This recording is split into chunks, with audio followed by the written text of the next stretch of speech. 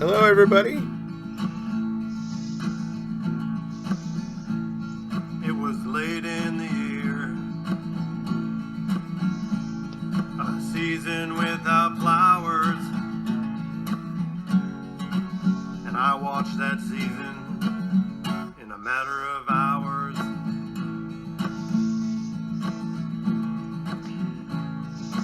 Disbelief and rage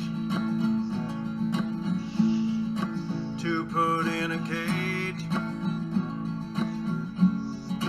set up by a blatant abuse of power. Hello, everybody. Here doing a video today with my good friends, Mr. Paul Capaldi, the Mad Scotsman, and Mr. Mark Hodnott from over in Australia. Hello. Showcasing. Say hello, Paul. Hello. Showcasing the international support a bit here today. For some of you who are new to the channel to see. And we're going to be talking about a few things today. One thing we're going to be doing that some people may be excited about is we're going to be announcing the winners of the control question t-shirts from the video that I did roughly about a week and a half ago now. We're going to be announcing our winners who win the control question t-shirts from the contest in that video. So that's going to be at the very end of the video. So those of you who are interested in that can stick around for that. One of the main things that I wanted to show everybody today, it's going to mainly set the tone for this video, is some of you who watched MAM and then maybe didn't really get into the documents and researching like some of us did, and then watched MAM 2. There's something you may not know about, kind of something interesting that you may not have discovered yet, that I think probably you might want to know about. And that is this. We all know that Teresa Halbach's mother reported her missing on the 3rd. Okay? The very funny thing about that is we have documents that Stephen Avery was reported to the FBI as a suspect on November 3rd. Literally about 1 to 2 hours after Teresa's mom makes the call in to report her missing. They haven't found the RAV4 yet. Well, actually, the same document shows that they do have the RAV4 on the 3rd, but we'll put that aside for the moment. I have the part of the document that shows that they were reporting Stephen as a murder suspect on the 3rd. But literally, technically, we know that they found the RAV on the 5th at the salvage yard. So it's before that. It's before they found the bones on the 8th. And they're reporting Stephen Avery as a murder suspect. So I thought everybody should see that. And I'll go ahead and show you guys that now. And then we'll come on back for Mark and Paul and I to discuss it. This is from a Sean Atwood video, but there is a fuller document about this, where, like as I say with Mark and Paul, that it actually shows on the same document the RAV4 has been found on the same day that they have it in impound or whatever. But anyways, right here we see 11/3/2005 at 16:34. Subject, suspect, incident type, homicide. So this is clearly this is Stephen Avery that it's talking about. It clearly says on 11/3, which is baffling considering the fact that the RAV4 was supposedly found on the 5th and the bones found on the 8th. So yeah, this was always something very strange to us. Thought I'd share it with everybody. And we're back. So it's very interesting stuff to see this document that shows them reporting Stephen as a suspect to the FBI on the 3rd, when we all know that the facts of the case are they found the car on the 5th and the bones on the 8th. So how do we explain that document? It's just another anomaly that obviously the county of Manitowoc is just saying nothing and hoping it all just goes away. I know you guys. Sorry, Mark, you go first, Mark. Okay. Well, yes. I mean, it really just is symptomatic of the approach that Manitowoc have taken to this all along, and that is Stephen Avery was the only person in their sights. And, you know, we're all very familiar with that recording where someone says, "Have we got him in custody yet?" You know, Right. just Yes. literally moments after they've started to first go out to the salvage yard. Yes. And so, you know, finding out about this recording or reporting, sorry, to the FBI, while shocking, you know, it's form. It's true to form, and shows you how very contrived the direction of the investigation was. Yeah. It is weird, strange. Yeah. Paul? Well, the bones weren't found for another 5 days, 5 or 6 days after. Exactly, right. So why is Stephen Avery even a murder suspect at the moment? On the third, all we have is a person who, you know, she's a grown adult. She might have just gone off to a party and you know and is enjoying life, you know, for a couple of days. But she's the sort of person that would normally, you know, keep in touch, check in, you know. Right. But at the moment, all we've got is a missing person. How did the police know that she was? How did they know that it was a murder investigation then? Exactly right. Without the bones that come along on the 8th, how do we even have a murder? How do we even have a murder to report on the 3rd at all? Right? Much less the fact that the car and the bones get found days later. So it's like, you know, yeah, very strange. And it's things like this that it's actually this particular document right here that kind of fueled me way back when, back in March, April, or June of 2016, when all of this was still pretty fresh, only 5 or 6 months old at the time. And I remember this document surfacing, and I was just like, oh my God, what is happening here? I was like, that was for me right there. I was just like, that's it. The state doesn't get any benefits of the doubt anymore. That's it. They just lost any chance of that with me is gone now. So. Yeah. You know, I mean, it shows. I'm also not sure whether. I mean, this is just may well be my ignorance. I'm not sure why would you be reporting it to the FBI anyway? Why is that, irrespective of the timing of it? Why are they reporting such a thing to the FBI, to the state crime matter? Well, I guess they were expecting that it was going to be a big murder investigation. Maybe they were planning to file to get some help from the FBI and some assistance, possibly, or something like that, maybe. Yes. Okay. Well, because they already know they already know there's going to be a conflict of interest, don't they? Yeah, but the document clearly says that it's a suspicion of, you know, or whatever, the charges are murder charges, and it's clearly dated for November 3rd. It's very, very, very bewildering document to look at, to be perfectly honest. So yeah, certainly. Yeah, I mean, realistically, I mean, unless there's some very reasonable explanation, realistically, you can only conclude that to write such a statement would mean that they already knew that Teresa was dead, if it's a murder investigation. Right. Now, at least it suggests in what other that. circumstances? In what other circumstances would you make that presumption? You know, they must have known she was dead. Now, I don't know how they would. That's another matter, but I can't see why that would be written unless that was the case. Yeah. I mean, you would be hoping that she was still alive. She was just a missing person, and hoping that she was still alive. That would be the what I would feel the default mode in that scenario. But you know, yeah. I mean, we've also got Mike Horbach grieving. The grieving process could take weeks, months, or years, and she's still a missing person. So clearly, a lot of people knew that something had gone down, and you know, you've really just got to look and see who benefits from Teresa Horbach disappearing. Yeah, that's true. Right when she did. Yeah.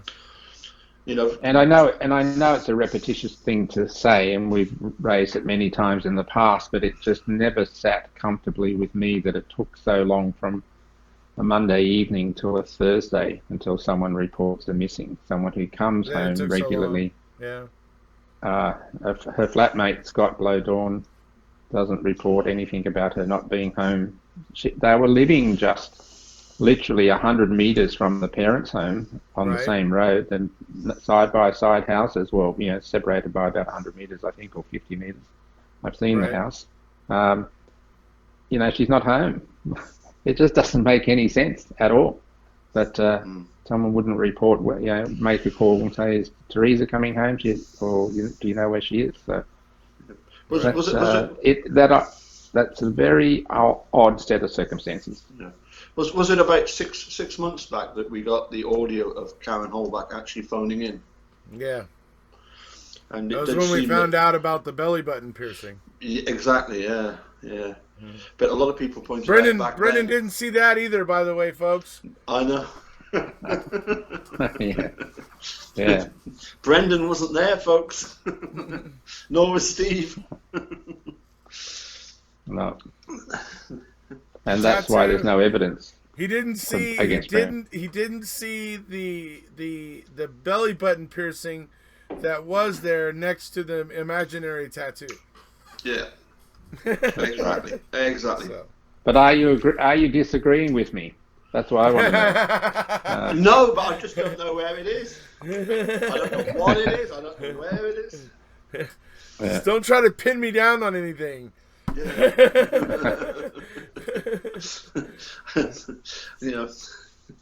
It was just all guesses, wasn't it? Just guess after guess after guess. Dude, there's even one point. I think I have it somewhere in the transcripts where, he's actually straight up telling them. They're like, "Why'd you tell us that?" He goes, "Well, I don't know. I'm guessing." And they just try to just as quickly as possible move past him saying that and get back into what they were trying to get. It's I was just going, "Oh, you guys, man, you knew what was going on. You knew what you were doing. You got an inkling of it right there and ignored it and pushed forward anyway." It was, I couldn't believe it, dude. It's he was telling them right there, point blank, "I'm guessing." Yeah. And you might recall in one of the phone calls that Brendan made to his mother, I think it was the one he made. Yeah. I think after the May interrogation. It may not have been that date, but in any event, Barbara says to him, "Brendan, how did you come up with all this stuff?" Right. And he said, I guessed it. I do that with my homework. Right. I do that with my homework. Right? Yeah. I do that with my homework. Same thing with my homework. Right. Yeah. That's what he knew. That was his default setting. That's what he fell back on by default. Obviously. Right. So. And the thing is, when it comes to homework, the teachers then they look at the homework and they correct it, and they come back to Brendan and they say, well, that was right or that was wrong. And that's what Brendan was thinking, that the detectives would go away and they'd come back and say, well, you've just guessed at all this because none of this is true. None of what you said is corroborated. Off you go. Stop wasting our time. That's what he thought. That's what should have happened. Yeah. So. But when you follow it through, eventually they persuade Brendan.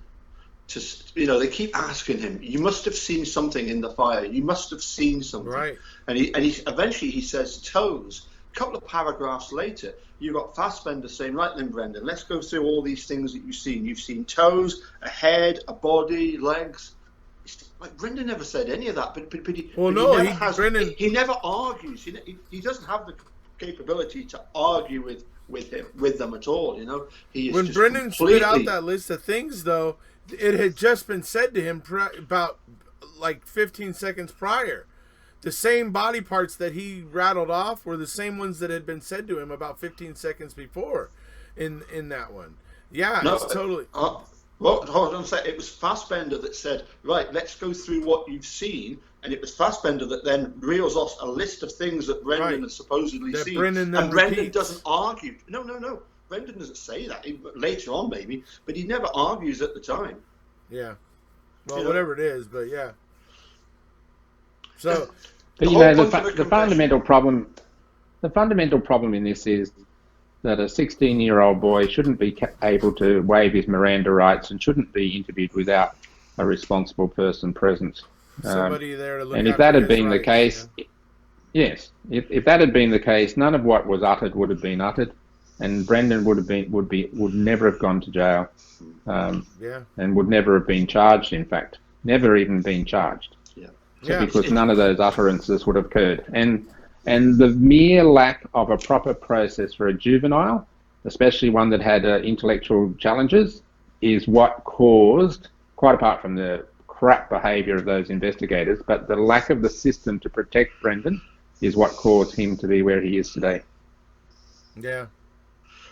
The whole purpose of a confession, of an interview, and an interrogation, and it was either Williams or Rovner that said this. The whole purpose of an interrogation whereby you get a confession is that it makes the whole situation clearer. Right. So that everything makes sense, so that they can go back and they can say, yes, this all makes sense. As it was either Williams or Rovner pointed out, Brendan's confession doesn't make things clearer. It makes it a whole lot more confused. Yes. This is how we know that it was a false confession. Yeah. Absolutely. And it wasn't even a confession. It was just him agreeing to things that Fassbender said to him. Yeah. It was him. Yeah. I mean, him spitting things out that he'd heard them say because he's hoping that'll be the right thing they want to hear. That's what that confession is. Yeah. So another thing that kills me is to hear Judge Hamilton. Well, didn't Brendan say they stabbed her and that they cut her throat and that they cut her hair? Didn't those things come from Brendan? Yeah, idiot. Show me where there's proof of any of those things happening. How? I mean, Brendan could have said the lollipop people from Candyland came through the window and shot her in the head. Are you gonna believe that? You don't have any proof of it? Probably. If you don't have any proof of it, are you gonna believe that? I mean, come on. I mean, you gotta. If there's no proof of it, how can you? I mean, there needs to be corroboration. That's why corroboration is important. And how Judge Hamilton can not understand that is just, or the majority, or the on-bank majority, how they cannot understand that and how that's important is just to me. Well, I'll tell you. Yeah, no corroboration. The confession should have no weight. Yeah. Especially since it was recanted by Brendan himself under examination. So, but they couldn't ask him a single question that could trick him out, right? Not a single, and they tried to. Yeah. Because Brendan's only thing Brendan knows to do is to tell the truth, and the truth is what he spoke. And that's why they couldn't trick him in the courtroom. And it's not like he's sophisticated enough to fool them. He certainly isn't. The only way he could have, the only way he could have gotten by that cross-examination is if he was telling the truth. That's the only thing. Telling the truth and sticking to it. Because if he was trying to outsmart them in any way, wouldn't happen. They would have outsmarted him 100 times, before he even came out of the gate. So the only thing really that Brendan could have done in his testimony was tell the truth, and that's absolutely true. I mean, that's absolutely an excellent point. Yeah. What really bugs me, of course, is the fact that the state were given the en-banc review, and then with having lost the two previous rounds, Duffin, Williams and Rovner versus Hamilton, and then Laura and Steve present this case to SCOTUS with all these amicus briefs. 6 amicus briefs at the search stage, which usually doesn't happen, folks. The amicus briefs are briefs in support of somebody who's trying to get a writ of a writ of certiorari with the Supreme Court.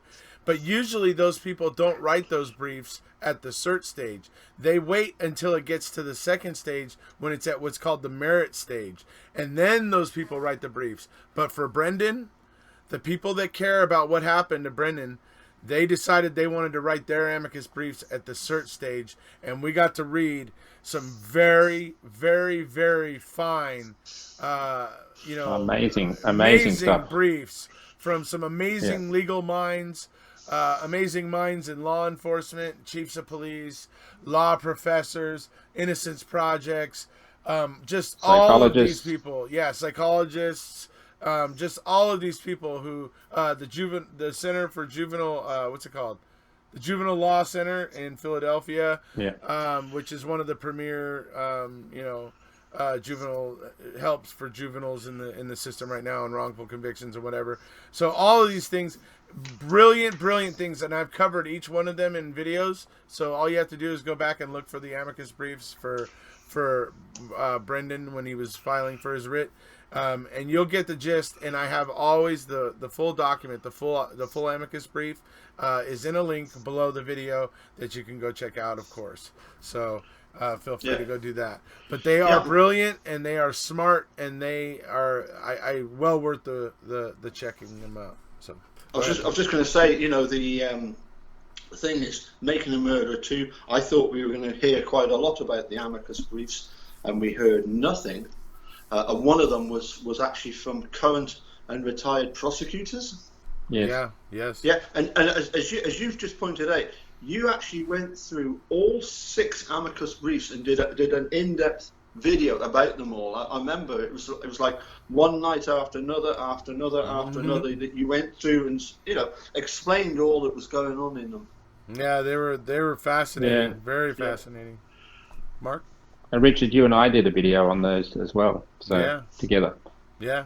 Yeah. I highly recommend them, everybody. They are fascinating. The briefs themselves, or just, if you want to just watch me give you the gist of them, that's fine as well. But they're absolutely amazing. And a lot of people don't know about them. It is a shame that they weren't in MAM2 when they were talking to Laura and Steve about the Supreme Court. I think they should have mentioned the 6 amicus briefs coming in at the Tshirt stage, which is kind of unheard of. I agree with that. Actually, it's funny. It didn't. Sorry, go ahead. No, okay. Quickly I think that the new viewers would have found that to be very interesting. That would have been something, I think that would have probably stuck with them as something that is in favor of Brendan Dassey. Go ahead.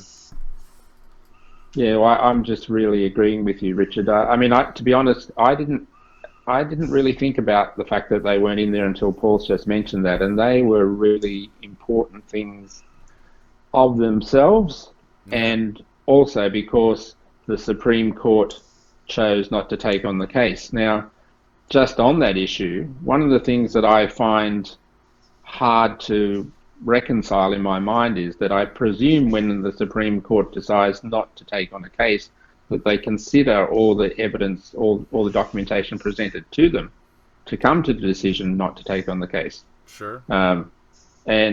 And so therefore I can't, in my wildest imagination, see how they would come to the view after seeing the primary submission from Drizzen and Nyrider, and then the amicus briefs, how you would come to the conclusion that you weren't going to take this case on. You don't have to imagine. Or if they just say, "Oh, look, we're too busy, we're not going to do it." If that's the way they judge on it, I'm disgusted on both fronts, to be honest. So I was going to say, yeah. But MAM2 could have had a bit in it. Yeah, it could have. I wish it would have mentioned those amicus briefs, but here's what I was going to say. You don't have to imagine it. The way it happened is something called AEDPA. That is what did it. That is what did it. Yeah. That's what these on-bank majority judges are hiding behind to do their little decision to do what they did, to reverse that and everything. And trust me, they are cowering behind AEDPA to do this. I mean, how they could feel good about themselves overturning that conviction, or overturning that writ of habeas corpus. I don't know how they could, because like I said, I have no idea how Judge Hamilton can sit there and recite facts that cannot be corroborated as if they're like the holy gospel. It's like, are you kidding me, dude? You must be kidding, right? But I don't think he's kidding. Yeah, so, I think there might be a legal case there whereby that Seventh Circuit on bank review isn't there to look at the the evidence, simply Brendan's will being overborne, and whether it was reasonable for the Wisconsin state courts, the appeals courts, to have rejected Brendan's claims. So, I was just going to say, sorry, the one thing I do remember about the amicus briefs, and it was a real shame because Stephen Drizzen, I remember he tweeted about, Brendan is the richest man in town when those 6 amicus briefs, arrived at the Supreme Court. And the fact that, well, we just never got to hear, the general public never got to hear all of those amicus briefs. Right. And, like we're talking about, among those amicus briefs was a amicus brief from current and former or current and retired or current and former prosecutors and chiefs of police, I believe, that filed an amicus brief. And one of those, I believe very firmly that these 2 clips that I'm about to show you, that this guy, Mr. Robert Milan, was definitely among them. So I'm going to go ahead and play you these clips from Robert Milan right now, and we'll come on back. Here we go. Mr. Marlin, from the prosecutor's perspective, does the lack of corroboration in Brendan's confession in the form of evidence or otherwise give you pause or concern? Yeah, from a prosecutor's perspective, Dr. Kavanaugh and Laura and others can talk about, the child's psychological issues and the demeanor, as Laura pointed out, and those things that others look at. But from a prosecutor, the way I looked at a case was corroboration. And to me, and I've taught this over and over again, but a confession is absolutely worthless unless you can corroborate it. I'll say it again. A confession is absolutely worthless unless it can be corroborated. And if you look at the Brendan Dassey case, there is 0 corroboration to back up that very, very weak confession he gave. The evidence that would have been left at that scene could not have been cleaned up by the sharpest individual, let alone Avery and Dassey. There is no way they could have cleaned up all that blood.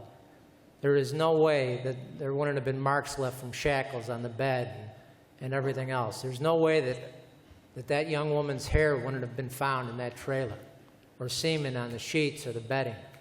Not a chance that those things wouldn't have been found. And the fact that there is 0 physical evidence to corroborate a very, very weak and ridiculous confession taken by that young man should be enough for the Wisconsin prosecutors and the Wisconsin police to walk away from that case. Fair of the courtroom versus the fair of the program? That's right. All right, I'll try to run with that. I don't know if I'm going to answer this exactly, but I'll just... A little bit, but that's all right. I looked at this, like the dean, I did a crash course on Making a Murderer this week. I watched all 10 episodes in 3 separate days, and I found myself screaming at the television and screaming at Mr. Kratz, like the rest of you. And as I broke this thing down, this is how I looked at it. It started out with the conflict of interest. I mean, how did this whole thing start going south? That they were wise enough to call in a special prosecutor, a moronic special prosecutor, but they brought in a special prosecutor, but they weren't wise enough to keep the original cops out of this. And that's shocking. So that's how this whole thing starts going sideways. Followed by Kratz's press conference regarding Mr. Dassey's confession, which was outrageous. Followed by the fact that Kratz commits a huge discovery violation by questioning Bobby Dassey during the trial about a statement that the defense attorney's never heard about before, followed by the defense attorney for Brendan Kaczynski absolutely selling him out with the investigator, followed by a series of rulings by the judge that were outrageous. One, no gag order. I mean, why prosecutors and defense attorneys are stepping up to cameras after every day of trial is beyond me. And then followed by what I already mentioned, which was 0 corroboration to substantiate the confession. All right, and we're back. That is Robert Milan. I tell you what, people, I think the world of him. If you guys have not watched a true story of a false confession about Brendan Dassey, and it's basically a law conference over at Northwestern at the wrongful convictions of youth center there in their auditorium, and you get to see Laura and Steve. You get to see Robert Milan. You get to see the other person there who's more of a social worker, but it's important how social workers play into the criminal justice system, particularly when it comes to juveniles. So it's very good to have her there. I'm sorry I forgot her name right now, but it's very good that she's there. She has some very good information as well. It's a pretty long one. It's almost 2 hours long, but man, I really do recommend it. But those two clips you just saw are from that. That's Robert Milan. He is aces in my book. Sorry guys, just give me one more second to talk about this, because Robert Milan is also brilliant because he talks about CIUs. What are CIUs? Yeah. CIUs are conviction integrity units. What that is DA's offices are beginning to catch on. The DA's offices create these branches inside of the office that are solely dedicated to looking into old cases where any new evidence may have come up or anything might have come up, and they're constantly reviewing them to make sure that they haven't that if they have a wrongful conviction, that they want to catch it on their own and set it right on their own as quickly as possible. And I gotta tell you folks, this is huge, because the reason why this is important is because it removes exactly what you heard Robert Milan talking about, the adversarial process. It removes it because we have the DA's offices looking in and finding those things now, before 15 and 20 years down the road when the Kathleen Zellners have to come along and set everything to rights. No, if the Robert Milans of the world and the DAs like him are running with CIUs, they're catching a lot of them maybe within 5 years, and the settlement that goes to that person is a much less amount than it is for the person that's in there for 15 plus years. You better believe it's a much less amount, so it's more cost effective for the state and the county or whatever it may be. It keeps the person in less time when they are wrongfully convicted, and it removes the adversarial process itself, which is also quite expensive. It removes that too. So much about it is good. So much about it is good. And everybody needs to start thinking about these things, talking about them in your own town. Talk about, does your county have does its DA office have a CIU unit? CIUs are the wave of the future, and guys like Robert Milan are out there, making it happen. Another big person who loves CIUs, by the way, is Miss Tracy Strunsey, who I wanted to tell everybody about. She is somebody who's into the case. She's gone to school. She's a few credits short of actually being able to go take the bar herself, but she's been through all the schooling. She has very law, she understands the law very well in her mind because she's done the schooling for it. She has a group. And I would like to suggest for those of you, when you have a legal question, if you're on Facebook, you can possibly go join her group. And if you have a question about the law or the way the law works in certain things, when we're going, as we move forward here, with Zellner's going to be filing and the state's going to be responding and the things that are going to be going on, and you're going to have like some legal questions about technical legal issues, that would be the place to go. Do not, I repeat, if you listen to me and join Tracy's group, do not go in there talking about how you think Edward and Wayne Edwards did it, or how you think, just if you have a question about the law, go in there with a question about the law. Don't go in there try to stay away from going in there with theories. If you go in there with theories, she is a huge resource, but sometimes she gets annoyed by certain things. She really wants to be about the law, and she wants to focus on the law. And so it's important to her and her group that it's focused on the law. So stay away from theories And just if you have a question about the law, if you guys want, I can leave you a link for that group in the future. But I wanted to go ahead and make people aware of her because I'm sure a lot of people moving forward are going to have legal questions. So, anything you guys have to say about Tracy?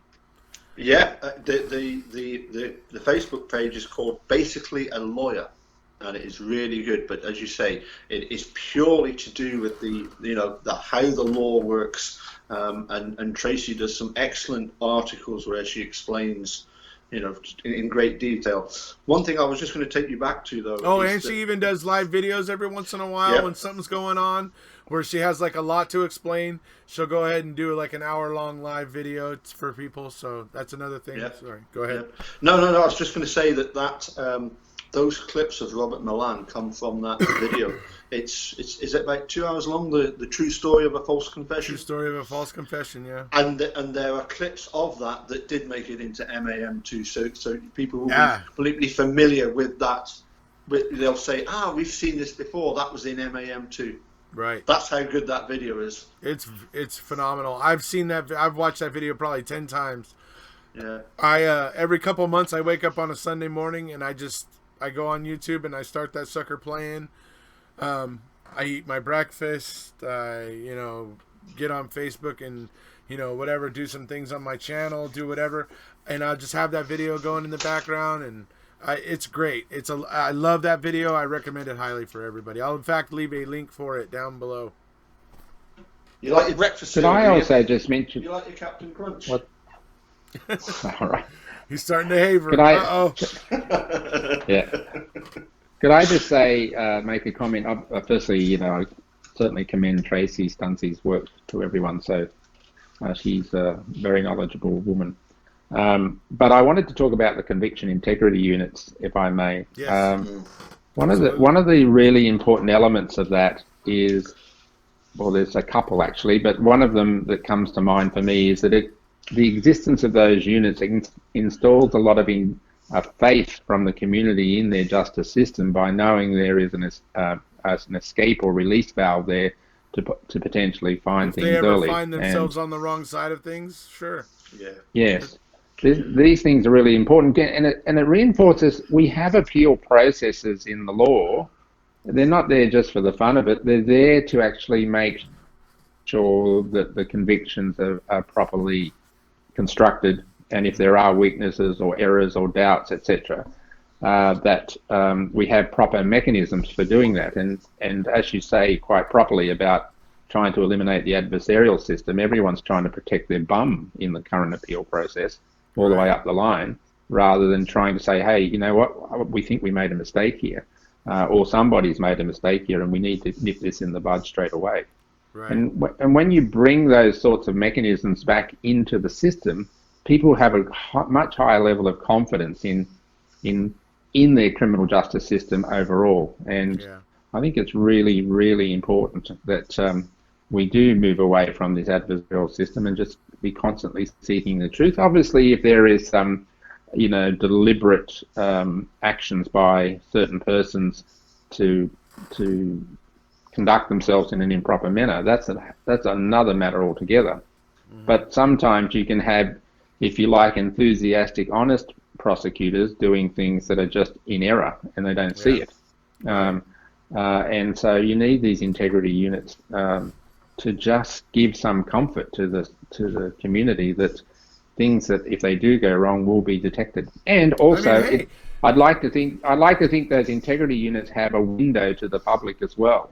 In other words, the public could make submissions to them for matters to be looked at, not just the legal eagles. So And think about it. If you were a DA, I mean, wouldn't you feel a little bit better knowing that, well, if you're doing your job, if you do unintentionally convict somebody who's innocent, that there's a mechanism going in your own shop that's gonna correct it quickly, and therefore be less of a weight on your own conscience, instead of accidentally putting somebody away for 15 or 20 years, it was only 2 years or maybe 5 years. I mean, that would be a huge. So, I mean, as a DA, I would think having that would be a huge relief, really. You know, so Yeah. if you have a conscience, anyway. But anyway, Correct. And and there are in any organisation and in any structure there are weak links. That could be knowledge-based weak links. It could be morality weak links. It could be just laziness weak links. And you need things to pick them up, right? And I think, as again, sorry, a little repetitious. If the public feel that mechanism is there and there is a window for them to interact with it, I think that gives a lot more faith in the system, and we all need to have faith in our justice system. Sure. I don't think we've got time to discuss it in any great detail at the moment, but next month, beginning December, I'm going to Amsterdam to see Jerry Butin and David Rudolph. And one of the problems with all these wrongful convictions, these people being wrongfully convicted, is, as David Rudolph pointed out very early on in the staircase, the fact that here in Scotland we have guilty and not proven, whereas in America you've got guilty, not guilty. And so for a lot of prosecutors, I fully sympathise with them. They don't want somebody who's guilty to get off on some sort of technicality. So they do pursue these people, to the nth degree to try and secure a conviction. But maybe sometimes along the way there is a temptation to overlook a thing here or there, because they know that it's, they know for sure this person did it and they don't want that person getting off with it. Right. Yeah, I'm sure that explains most of the time when it happens, but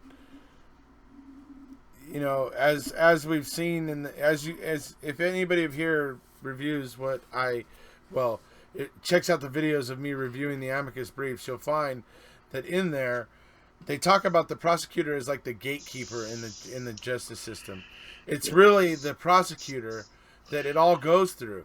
The prosecutor decides whether the charges will be brought against somebody or whether they will be dropped, and that's important because they're supposed to decide whether there's enough evidence, and they're not supposed to be going, maybe there's not, but let's see if we can help it. That's not supposed to be their job. No. The Supreme Court has made rulings about this back in 1935, specific rulings about how prosecutors are supposed to conduct themselves. But things have gone off the rails. Things have gotten, just off the rails. And we as the American people really do need to, and with the help of our international friends, as we see here today, we need to get this whole thing back on the rails because it's getting pretty grim. One of the elements that sometimes gets or causes things to go off the rails is the politicization of the criminal justice system, where you have politicians saying, well, I'm running on a tough on crime agenda. And I'll give you a really simple but interesting illustration of that. With Wisconsin, its neighboring state immediately to the west is Minnesota. They have, this is a documented thing, they have similar crime rates, the rates of murders and robberies and assaults and so on. But Wisconsin incarcerates twice as many people per head of population than Minnesota does. Now, you just got to say that just shouldn't be the case. And it's reasonable to presume that comes from a politicization of the criminal justice system, rather, in other words, being tough on crime. Well, no one wants a guilty person to go free, but we certainly don't want innocent people convicted, and we don't want, minor crimes ending up with people in prison either. There are better ways to deal with them than locking them up. So, I guess that's a great example of a state that's just across the border, right next door to them, and they behave totally different than their brothers next door. So yeah. Writing down a note. I wanted, if I could, mention something a little bit more light but important. When I went back to Wisconsin in August of this year, after being there earlier in June, I was fortunate, and it just happened by chance, that I took a drive with Brendan's dad, Pete Dassey, on one of his trips down to see Brendan. I drove with him down to Portage. Yep. It's about a 2.5 hour drive down to Portage. to the Columbia Correctional Center. I didn't go in to see Brendan because I wasn't authorized to do so. But you know, you sit there in a car and you talk to a father, a really decent, everyday guy, a lovely man, you know, driving down to effectively 5 hours of driving and 2.5 hours of visitation. You really start to feel the human aspect of what this is all about beyond a story that you might see on a video or on television. Right. And likewise, I did a similar thing with Stephen's very close and dear friend Sandra Greenman, and drove with her down to War Pond when she visited Stephen on one occasion. It's a little closer than Portage. These are just everyday family trying to cope with wrongfully convicted members of their family, and week in, week out, they're going down to these places just to visit them. You know, and it's really important to keep in mind the human impact of this, and especially in Stephen's case with his mum and dad getting quite old and frail, that there's a real kind of forgotten thing going on here sometimes about what the impact of these wrongful convictions have on individual people and on families. Right. Absolutely. And I know you two have have met the Avery family or the broader Avery family, either in person or on video. They're just everyday folk, as are the Dassey family. They're just everyday folk just trying to get on with life. Yeah. And simple, very simple. Yeah. So anyway, there's a lot of collateral damage, isn't there, to the families? You know, when it's massive. You know what I mean? It's just massive damage. Yeah. And I mean, these are. And you know, Stephen's been in prison 31 years of his 56 years of life, or 31 years of his 35 years of adult life, wrongfully convicted, right? Yeah, absolutely. Just think about what that must do to his head, right? Yeah. And his brothers and his sister and his nieces and nephews and his children that he doesn't really get to see too much, I don't think. And yeah, it's just an awful story. So, it is, absolutely. And that's why we're all, as are all the supporters, so passionate about supporting them and not only getting them free, but also to hopefully prevent these things from happening again in the future. Yeah, certainly. Absolutely. That's why things like AEDPA got to get amended.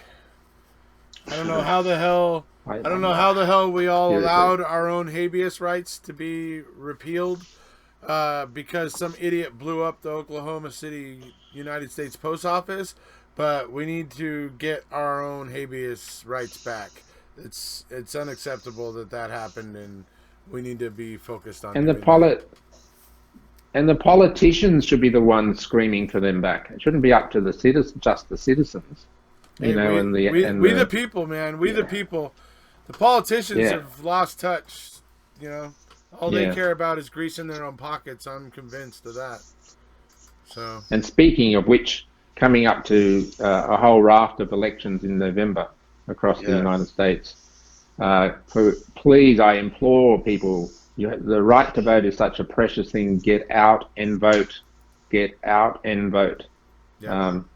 Who you choose to vote for is your personal thing, but to sit back and say that's for someone else is just an absolute abrogation of your obligation as a citizen of a democratic nation.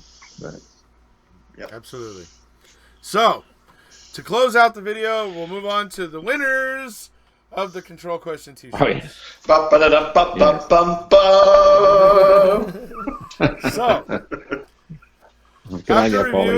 after reviewing the comments on the video here in question, where we initiated the competition, what I did was I asked people that wanted to win a Control Question T-shirt, what they had to do was write a comment and explain to me or us why the control question is so important, what is important about it, what went on during it and stuff, so that I know that if I'm giving the shirt away for free, I hope it's going to somebody that's going to be able to answer very well when somebody comes up and asks them what their shirt says, you know, and basically ask them about the control question. I just wanted to make sure these 3 shirts, well, it was going to be 2 shirts, now it's 3 shirts. I just wanted to make sure these 3 shirts were going to go to people that could represent them very well. So that's what's happening. After due consideration, we have announced Marissa S. as the one winner. Andrew Jackson is another winner. And J.D. McLaren is our 3rd winner. All 3 of you guys get free control question t-shirts. You'll have to send me an email at ericjose, all lowercase, no spaces, at gmail.com. And you'll have to send me an email, and you have to tell me your size, what color you want, and what your address is, so that I'll be able to calculate the shipping and get that to you. So I'll be able to send it to you, essentially. Doesn't have to be your house. If you want to have it sent to, I don't know, somebody in your family you hate and, you know, don't care if people have their address, whatever. However you want to do it, but we got to get it to you somehow, so I'll leave you to figure that out. So I was going to say we had one lady that won in the raffle. Although she's in America, she gave the T-shirt to her friend in Australia. Right. So I sent it off to Australia, even though it was somebody in America that had actually won it. You know, and that's our good friends Joy Culler and Penelope Muldoon. Yes. Yep. So. And they nearly didn't get it if they had voted the wrong way over the Captain Crunch thing. Oh yeah, see, that's what I'm talking about. He just admitted it. Remember how he's always talking about there's no proof? He just basically admitted it right there. Jesus, this guy, Haverin, Sir Paul Haverford. So what did you like about your choice of winner for the control question? Well, what I liked about Marissa's answer, honestly, was not only did she have a very good fundamental understanding of the control question, why it's important, what the mechanics of the English language and how it works, and all that. So she had all that. That was all in place. But she went on in further paragraphs to talk to correlate the failure of the control question by Brendan into other aspects of his confession and stuff. And I just thought it was brilliantly well done. So she got mine.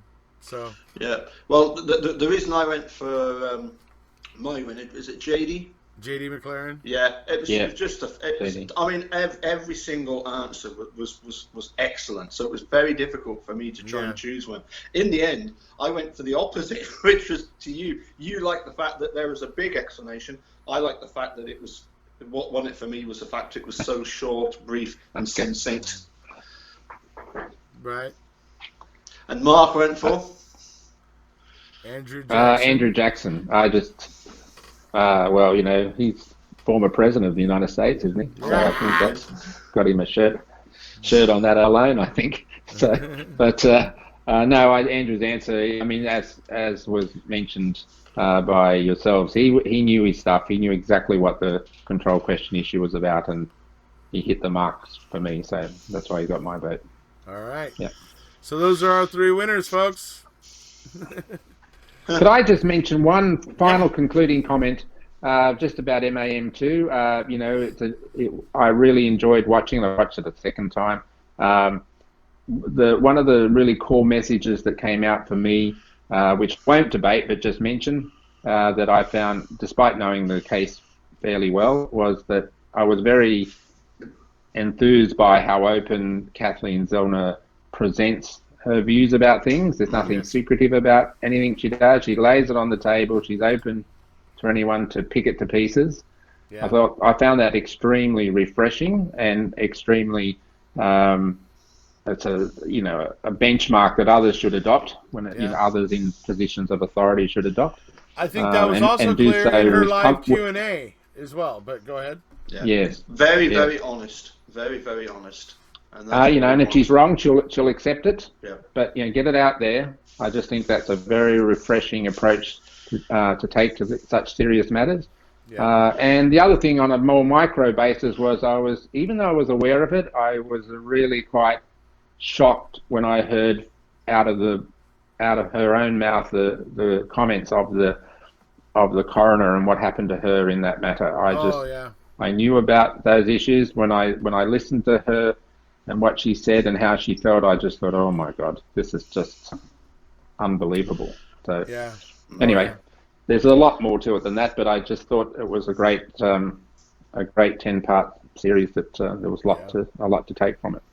Yeah, absolutely. I think for me, in a lot of ways, it was better than the first series because it was full of science and concrete, science. I mean, it wasn't just saying or thinking or whatever. It was, no, we think this happened. Here's the testing that we did that we think that follows along with that theory. So showing the experiments. I loved it. I thought it was brilliant. Some people out there might find it pedestrian, but I was just so excited to see all those experiments, to see her experts talking and talking about the evidence, and I just thought it was brilliant. Yeah, totally agree. Yeah, very good. All right, so now, folks, because you guys didn't get to see it because we didn't start the video in time, now Paul and Mark are each going to do their best imitation of my closing. Okay, here we go. And if you haven't done so already, please hit. If you have, subscribe. And we'll be seeing you. There will be many more videos. Just like the one you've seen now. For you to enjoy. Well, it was better in rehearsal. It was better in rehearsal. That was pathetic. God, you do it. You do it then. Let me show you how it's done. So, that's it for today, folks. If you haven't already, please hit subscribe. We'll see you. Bye-bye.